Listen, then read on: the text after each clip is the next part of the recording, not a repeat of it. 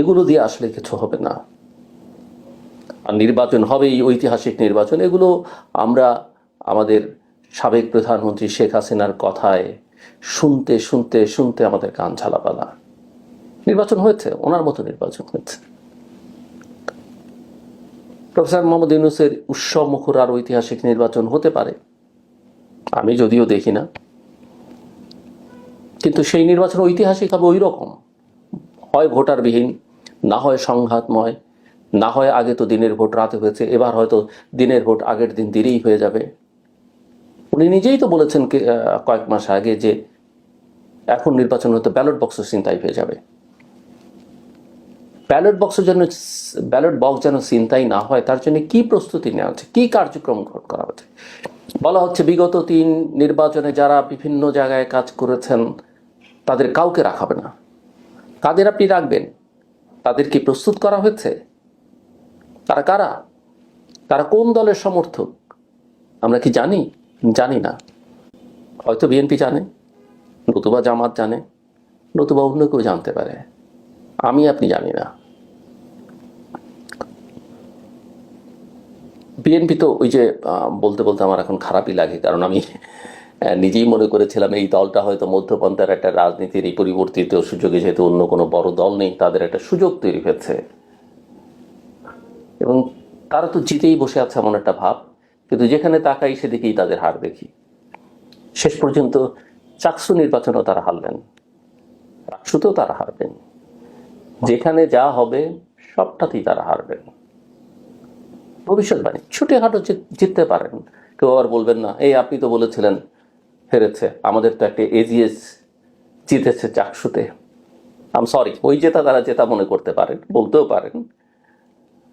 শিবির যেখানে VP GS সহ মূল দুটো পদ সহ 24টা জেতে, সেখানে যদি একজন এজিএস নিয়ে সন্তুষ্ট থাকেন আমার কিছুই বলবার নেই। আবার নির্বাচন নিয়ে আপনি অভিযোগও করতে পারেন। খেলা শেষ হয়ে গেলে আপনি যদি আগেই বোঝেন যে এই খেলা ফিল্ডটা লেভেল প্লেয়িং না, এই খেলায় অনিয়ম হবে, অন্যায় হবে, ন্যায় বিচার হবে না, রেফারি নিরপেক্ষ না, সেই খেলায় অংশ নিয়ে যদি আপনি ওই অভিযোগ করেন তাতে তো লাভ হয় না। এরকম নির্বাচনী অনেক অভিযোগ ইন্ডিভিজুয়ালে করেছেন অতীতে। সংসদের মেয়াদ শেষ হয়ে গেছে, তারপর তিনি রায় পেয়েছেন। এতে কোনো লাভ হয় না। এতে দেশের ব্যক্তিগতভাবে কারো কিছু হতে পারে, দলের কিছু হতে পারে, দেশের কোনো লাভ আসলে শেষ পর্যন্ত হয় না। আপনি হয়তো আবারও জাতীয় সংসদ নির্বাচনও ফল প্রতিকূলে গেলে অভিযোগ করবেন, সেই অভিযোগে কার কি লাভ হবে? কারো কোনো লাভ হবে না। রাজনীতিটা আসলে ঠিকঠাক মতো করতে হয়, নিষ্ঠার সঙ্গে করতে হয়, আন্তরিকতার সঙ্গে করতে হয়। রাজনীতির মধ্যে দেশপ্রেমটা থাকতে হয়, দলের প্রেমটাও থাকতে হয়, তবে দেশের ঊর্ধ্বে গিয়ে নয়। ব্যক্তির চাওয়া থাকতে পারে, কারণ মানুষ ছাড়া তো রাজনীতি হবে না, মানুষ ছাড়া দল হবে না, মানুষ ছাড়া নেতা হয় না, মানুষ ছাড়া সংসদ হয় না, মানুষ ছাড়া মন্ত্রিসভা হয় না, সেগুলো আমরা জানি। কিন্তু তারপরও এক ধরনের অনেস্টি, তার চেয়ে তো বড় কথা ইন্টিগ্রিটি থাকা দরকার, যদিও সবার ইন্টিগ্রিটি থাকে না। একটা দিকভ্রান্ত রাজনৈতিক দলে পরিণত হচ্ছে জামায়াত ইসলামী। অফকোর্স তার আদর্শের সঙ্গে আমি একমত নই, ৭১-এর ভূমিকার আমি তীব্র নিন্দা করি, এবং যেই কারণে এই দলটির প্রতি কোনো সমর্থনও থাকবার কোনো কারণ আমার নেই। কিন্তু কোনো দলের প্রতি আমার কোনো সমর্থন নেই, সেটা আবার পরিষ্কার করে রাখি। তারপরে বলছি আমি, কারণ আদর্শিক এই জায়গাটাকে আমাকে বিরোধিতা করতেই হবে। তার পলিটিক্সটাকে আমি যেহেতু পছন্দ করি না, সে আমাকে বলতেই হবে, কারণ এই পলিটিক্সটা দেশের জন্য কল্যাণকর নয়। কিন্তু তার কিছু কৌশল আছে, তার কিছু ডিসিপ্লিন আছে, তার একটা কমান্ড অফ চেইন আছে, তার একটা র্যাঙ্ক অ্যান্ড ফাইল আছে। মোটা থেকে তার অপরাধগুলো খুব একটা বেশি চোখে পড়ে না, অ্যাটলিস্ট দুর্নীতি। এর আগে রক্ষাটা সহ অন্যান্য বিষয় নিয়ে আমরা আগে বলতাম এবং সেগুলো ঠিক ছিল, সেই সব অপরাধ। কিন্তু যেগুলো দৃশ্যমান নয়, সেগুলোকে আপনি কতখানি মানুষের সামনে আনতে পারবেন যদি আপনি আপনার নিজের রাজনীতিটা ঠিক না করেন, ওইসব দৃশ্যমান অদৃশ্য জিনিস হয়তো গবেষকরা বুঝবেন, সক্রিয় রাজনীতিকরা বুঝবেন, সাংবাদিকরা বুঝবেন, গোয়েন্দা সংস্থাগুলো বুঝবে, সাধারণ মানুষ তো সেটা বুঝবে না। আর ৭১ বিক্রি করে, ৭১ আমাদের জীবনের সবচাইতে ঐতিহাসিক, সবচাইতে মূল্যবান অধ্যায়, কিন্তু আপনি যদি মানুষকে কিছু না দেন, মানুষের মন শুধুমাত্র ৭১ দিয়ে জয় যেমন শেখ হাসিনা করতে পারেনি, আবার ৭১ সেই বিরোধিতা, সেই পাপ অন্যায় জামাত সহ যারা করেছে, সেটাও মানুষ কতখানি মনে রাখে, কতখানি মনে রাখবে। কারণ আমাদের মেমোরি, বাঙালির মেমোরি, বাংলাদেশিদের মেমোরি কে গোল্ডফিশ মেমোরি বলা হয়। খুব দ্রুত আমরা সবকিছু ভুলে যাই। যদিও আমরা ভুলে গেলেই অপরাধটা মাফ হয়ে যায় না, বা আমরা ভুলে গেলেই কারো কৃতিত্বটা ছোট হয়ে যায় না। কাজে আমি দেখি যে আমাদের রাজনীতি আজকে এই জায়গায় এসে দাঁড়িয়েছে, এবং চরম অনিশ্চয়তা, খুবই পরিকল্পিতভাবে, সুচিন্তিতভাবে দেশের স্বাধীনতা, সার্বভৌমত্ব, নিরাপত্তাকে চরম ঝুঁকির মধ্যে ফেলে দেওয়া হচ্ছে। যে প্রতিষ্ঠান এগুলোকে রক্ষা করবার জন্য কাজ করবে, সেই প্রতিষ্ঠানকে বিতর্কিত করে তোলা হচ্ছে, সেই প্রতিষ্ঠানের নেতৃত্বকে প্রশ্নের মধ্যে ঠেলে দেওয়া হচ্ছে, প্রতিষ্ঠানের ভেতরে অস্থিরতা তৈরি করা হচ্ছে। আমি কারো নাম নিতে চাই না, কিন্তু এই যে আইসিটি, এই ট্রাইব্যুনাল, এর আইন, এগুলো তো নানা কারণে নানাভাবে প্রশ্নবিদ্ধ। আমরা তাদের বিচার চাই, এ কথা ঠিক। একইভাবে যেমন জামাতের নেতাদের বিচার করতে গিয়ে এই কোর্টকে ক্যাঙ্গারু কোর্ট বলা হয়েছিল, শুধুমাত্র মবের দাবির প্রেক্ষিতে। সেই সময়কার সেই গণজাগরণ মঞ্চকে অনেকে হ্যামিলনের বংশীবাদক বলে আমরা বলেছি, সবাই ছুটে গেছেন, মাফ করবেন, আমি কিন্তু চাইনি, আমি তাদের গুণগানও করিনি। আমি আজকে যেমন এই তরুণদের এনসিপির সমালোচনা যেরকম করেছি, তাদের প্রতি আমার ভালোবাসা, মায়া সবটা রাখা সত্ত্বেও সেদিন আমি গণজাগরণ মঞ্চের সমালোচনা করেছিলাম। আমার চারপাশে সবাই গেছেন, আমি যাইনি। আমার কোনো কথাবার্তা, আমার কোনো অনুষ্ঠানেও আমি তাদেরকে প্রমোট করি। একটা অনুষ্ঠানে তাদের 4 জন বা 5 জনকে ডেকেছিলাম একদিনের জন্যে, ডেকে আমার যা যা সমালোচনা করবার, যেসব প্রশ্ন করবার আমি সেটা করেছি। সেই সময় সেই মব বা প্রেশার গ্রুপ, এখনো তো মব কালচারের মধ্যে আমরা আছি, এবং এটাকে অনেকে প্রেশার গ্রুপ বলে সফট করবার চেষ্টা করেন, অনুমোদন দেবার চেষ্টা করেন। সেই দাবিতে আইসিটি অ্যাক্টের শুধুমাত্র ফাঁসি চাই এই ঘৃণা ছড়ানো দাবিতে আইন সংশোধন করা হয়েছিল। সংশোধন করে একজনের ফাঁসি কার্যকর করার ব্যবস্থা করা হয়েছিল। সেদিন আমরা সেটা সমর্থন করিনি, গ্রহণযোগ্য ছিল না। কিন্তু তারপরও বলতে হবে সেটা সংসদে পাশ করা হচ্ছে, সেটা যে ধরনের সংসদই হোক না কেন, কেমন ধরনের সংসদ আমরা জানি। কারণ 14, 18 আর 24-এর ইলেকশনের সংসদকে গ্রহণযোগ্য সংসদ বলবার কোনো কারণ নাই, যদিও 18 সংসদকে বৈধতা দেবার দায় বিএনপিরও আছে। কারণ একেবারেই বিএনপিকে শূন্যে ভাসিয়ে দিয়েছে আওয়ামী লীগ বা তৎকালীন সরকার। 60টা আসন, 6টা মহাসচিব জিতলেন, তাকে আপনি সংসদে তিনি গেলেন না। বাকিরা নির্বাচনে এরকম কারচুপি হয়েছে বলবার পরে কেন সেই সংসদে আপনারা ঢুকলেন আমার মাথায় আসে না। আবার কেনই বা সেখান থেকে 3-4 বছর পরে বেরিয়ে গেলেন সেটাও আমার মাথায় আসে না। ব্যারিস্টার মওদুদ আহমেদ জাতীয় স্থায়ী কমিটির সদস্য ছিলেন, সাবেক উপরাষ্ট্রপতি, প্রধানমন্ত্রী, আইনমন্ত্রী। তিনি প্রস্তাব দিয়েছিলেন যে 18 নির্বাচনে যারা বিএনপির সংসদ সদস্য প্রার্থী ছিলেন, প্রতিবাদ হিসেবে তারা সবাই এসে নির্বাচন কমিশনের সামনে বসুক। বিএনপির সিদ্ধান্ত ব্যারিস্টার মওদুদের সেই অনুরোধ বা আহ্বানকে কার্যকর করেনি। করলে চেহারাটা তো ভিন্ন হতে পারত, করলে আন্তর্জাতিকভাবে সেটা খবর হতো, কিন্তু হয়নি। কাজেই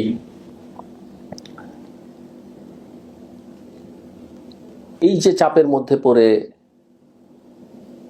আজকেও যা কিছু হচ্ছে এগুলো অ্যাকসেপ্টেবল নয়। আইসিটি, আমি আন্তরিকভাবে বলি এবং আমি সব সময় বলি, যারা অপরাধ করেছে তাদের বিচার হওয়া দরকার। যারা শুধু জুলাই অগাস্টের হত্যাকাণ্ড নয়, বিগত দিনে হত্যাকাণ্ড, গুম, অপরাধ, বিচার বহির্ভূত হত্যাকাণ্ড করেছে তাদের বিচার হওয়া দরকার, কিন্তু বিচারটা ন্যায়সঙ্গত হতে হবে। এবং আমি মানি বা না মানি, আপনি মানেন বা না মানেন, আইন বলে, বিচার বলে, ধর্ম বলে, কারো অপরাধ আদালতে প্রমাণিত হবার আগে যদি আপনি আইন মানেন, আইনের শাসন মানেন, তাকে আপনার ইনোসেন্ট হিসেবেই মানতে হবে। প্রত্যেকটা দেশের প্রত্যেকটা প্রতিষ্ঠানের আইন আছে। আপনি আমার আইন, আমার আচার ব্যবহার, আমার প্রিভিলেজ যদি একজন সেনা কর্মকর্তা আশা করে, সেটা যেমন সমীচীন নয়, সেনাবাহিনীর ভেতরকার যে সুযোগ সুবিধা, তার যে অধিকার, তার যে ন্যায্যতা, তার বিধিবিধান আমার জীবনে প্রযোজ্য নয়। সে ওই জীবন বেছে নিয়েছে, তার কিছু সুবিধা আছে, তার কিছু সমস্যা আছে। আমরা আমাদের জীবন বেছে নিয়েছি, তার কিছু সুবিধা আছে, তার কিছু সমস্যাও আছে। যা খুশি আমরা চাইলেই কেউই করতে পারি না। কাজে সেনাবাহিনীকে অক্ষুণ্ণ রাখতে হবে, তার ডিসিপ্লিনটাকে, তার আইন কানুনকে রেসপেক্ট জানাতে হবে। যা কিছু করবার তার অধিকার নেই, কিন্তু তার বিপরীতে গিয়ে এই প্রতিষ্ঠানীয় যা কিছু করবার অধিকার আমাদের নেই। অনেকে বলবেন সেনাবাহিনীকে ব্যবসা বাণিজ্য করে, তারা এটা করে ওটা করে, এগুলো অন্য বিতর্ক। ওই বিতর্কের নিষ্পত্তি আমরা আলোচনা করতে পারি, এবং তার দায় আবার সেনাবাহিনীকে দিতে হলে তার দায় রাজনৈতিক নেতৃত্বেরও। কিন্তু আজকে সেই বিতর্ক না। আজকে হচ্ছে এই যে ধরেন, আমি কারো নাম নিয়ে নি বলি, এই যে যারা সেনা হেফাজতে আছে, তারা অসুস্থ হতে পারে। অসুস্থ হলে যে কোনো ব্যক্তি, অপরাধী হন কিংবা না হন, বা তিনি বন্দী থাকুন কিংবা না থাকুন, তিনি চিকিৎসা নিতে যেতে পারেন। একজন চিকিৎসা নিতে সিএমএসে গেছেন, আপনি যদি বলেন তিনি ঘুরে বেড়াচ্ছেন, সেটা তো, কারণ সেনাবাহিনী তো ঘোষণা দিয়ে বলেছে এরা তাদের হেফাজতে আছে। তাহলে আপনি কিভাবে, এটা কি ধরনের প্রচারণা যে তিনি বা তারা ঘুরে বেড়াচ্ছেন? অ্যাটলিস্ট এটা তো স্বীকার করতে হবে যে এরা, আমি বলছি না যে এরা অপরাধ করে নাই, বা আমি এটাও বলছি না যে এরা অপরাধ করেছে, এটা আদালতেই প্রমাণিত হবে, কিন্তু এরা তো অ্যাটলিস্ট পালিয়ে যায়নি। অনেক সেনা কর্মকর্তা তো পালিয়ে গেছেন। তো এইটুক ক্রেডিট তো তাদেরকে দিতে হবে যে তারা আসলে নিজেরা অতটা ভয় পেলে, এবং তারা যদি নিজেরা মনে করতেন যে তারা এতখানি অপরাধী, তাহলে তো পালিয়ে যেতেন। অন্তত এইটুক বেনিফিট অফ ডাউট তো তাদেরকে দিতে হবে। সো আমি মনে করি, কারণ প্রত্যেকটা মানুষের একটা পরিবার আছে, যারা নির্যাতিত হয়েছেন, মারা গেছেন, তাদের যেমন পরিবার আছে, তাদের প্রতি আমার সহানুভূতি সবচেয়ে বেশি। বিগত বছরগুলোতে তাদের জন্য আমরা কথা বলেছি, তাদের পাশে আমরা ছিলাম, তাদের দুঃখে সমব্যথী। কিন্তু অপরাধ যারা করেছে সেটা প্রমাণিত হবার আগেই কাউকে অপরাধী বানিয়ে ফেলা, আর কাউকে অপরাধী বলে আসলে প্রকৃত অপরাধীকে আড়াল করবার প্রবণতা বাংলাদেশে যেরকম আছে, সেগুলো যেন না হয়। আমরা যেন একটু সেন্সিবল আচরণ করি সবাই মিলে। সবচেয়ে বড় কথা হচ্ছে, যে কোনো মূল্যে, যে কোনো কিছুর বিনিময়ে বাংলাদেশে কোনো প্রতিষ্ঠান গড়ে ওঠে না। আমি আবারও বলি, রাজনীতি, নির্বাচন সব ঠিক আছে, কিন্তু যে কোনো মূল্যে আমাদের সবার আগে এই প্রতিষ্ঠানটিকে রক্ষা করতে হবে, সশস্ত্র বাহিনীকে রক্ষা করতে হবে, সেনাবাহিনীকে রক্ষা করতে হবে, তার মান মর্যাদা, তার নেতৃত্বকে রক্ষা করতে হবে। অবশ্যই যে কোনো অন্যায়ের আমরা বিচার এবং প্রতিবাদ করব, এবং তারপরে আমাদের প্রধান কাজ এখন এটা তৈরি হচ্ছে। কারণ এটাই আমি মনে করি আমাদের যে গ্লোবাল পলিটিক্সের একটা খেলার মাঠ হতে যাচ্ছে বাংলাদেশ, সেখানে একমাত্র সেনাবাহিনী, সশস্ত্র বাহিনী কিছুটা প্রোটেকশন বাংলাদেশকে দিতে পারবে। আর প্রোটেকশন দেবার আর কোনো জায়গা বাংলাদেশে নেই। না গণমাধ্যম, না রাজনীতি, না সিভিল সোসাইটি, আমাদের কোনো প্রতিষ্ঠান নেই, বিশ্বাস করবার মতো, আস্থা রাখবার মতো কিছু নেই। আমি আবারও বলি, আমি সশস্ত্র বাহিনীর বিগত দিনগুলোতে কোনো কোনো সদস্যের দুর্বলতা, সমস্যা, অপরাধ আমরা জানি, সেগুলোর বিচার হোক, কিন্তু সেটা যেন আইনসঙ্গতভাবে, ন্যায়সঙ্গতভাবে, নিয়মের মধ্যে থেকে হয়, এবং সেটা কোনোভাবেই সেনাবাহিনী, সশস্ত্র বাহিনীকে বিতর্কিত করে নয়, অস্থিরতা তৈরি করে নয়। আমাকে আপনি সেনাবাহিনীর দালাল বলেন, সিআইএর দালাল বলেছেন, রয়ের দালাল বলেন, বলতে পারেন, তাতে আমার কিচ্ছু যায় আসে না। কারণ আমার কোনো কিছুই আপনি বের করতে পারবেন না। সমালোচনা করতে পারবেন, ট্রল করতে পারবেন, বট অ্যাকাউন্ট দিয়ে আমাকে নাজেহাল করবার চেষ্টা করতে পারেন, আমার গাও লাগে না। কারণ আমি কি, আমি ভেতরে জানি। কাজে আমি চাই প্রতিষ্ঠানকে কোনোভাবেই স্পর্শ করা যাবে না, এবং তার সঙ্গে সঙ্গে আমাদের প্রধান কাজ নির্বাচন আয়োজন। এইসব নাটক, জাদুঘর, সেলিব্রেশন নয়, প্রকৃত নির্বাচন। এবং আমি মনে করি এই নির্বাচন ফেব্রুয়ারিতে হবে না। এই সরকারের কোনো রকমের ক্যাপাবিলিটি আমি দেখি না নির্বাচন করবার জন্যে, না নিরপেক্ষতার অর্থে, না সক্ষমতার অর্থে। কিন্তু বাংলাদেশে যত দ্রুত সম্ভব হয় যে কারো অধীনে একটা অবাধ, সুষ্ঠু, গ্রহণযোগ্য, অংশগ্রহণমূলক, অন্তর্ভুক্তিমূলক নির্বাচন দরকার। অন্তর্ভুক্তি, অংশগ্রহণ শুনলে অনেকের মাথা খারাপ হয়ে যায়। যাদের মাথা খারাপ হয় তাদের অবশ্য, যখন আমরা এই কথাগুলো শেখ হাসিনার শাসনামলে বলেছি তখন হয়নি। ন্যায় সবসময় ন্যায়, অন্যায় সবসময় অন্যায়। যেই অন্যায় করুক, সে নোবেল লরিয়েট হোক, সে পুরোহিত হোক, মসজিদের ইমাম হোক, ধর্মপ্রচারক হোক, বিচারক হোক, সে অন্যায়কারী।